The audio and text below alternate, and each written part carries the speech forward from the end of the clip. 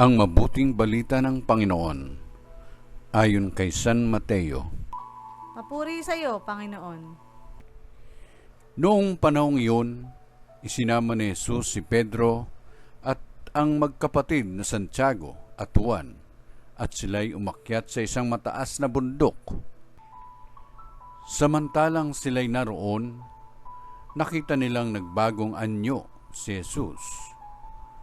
Nagliwanag na parang araw ang kanyang muka at pumuting parang busilak ang kanyang damit. Nakita na lamang at sukat ng tatlong alagad, sina Moises at Elias, na nakikipag-usap kay Jesus.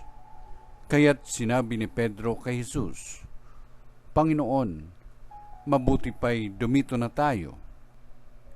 Kung ibig ninyo, gagawa ko ng 3 kubol, isa sa inyo, isa kay Moises at isa kay Elias."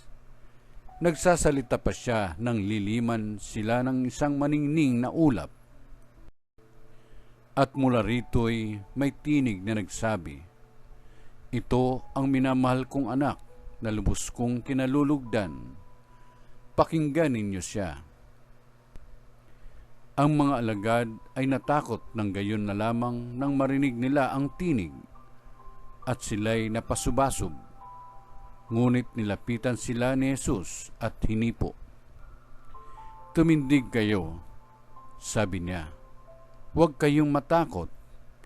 At nang tumingin sila ay wala silang nakita, kundi si Jesus. At habang bumababa sila sa bundok, iniutos ni Jesus sa kanila, "Huwag ninyong sasabihin kanino man ang pangitain hanggat hindi muli nabubuhay ang Anak ng Tao." Ang mabuting balita ng Panginoon. Pinupuri ka namin, Panginoong Jesucristo.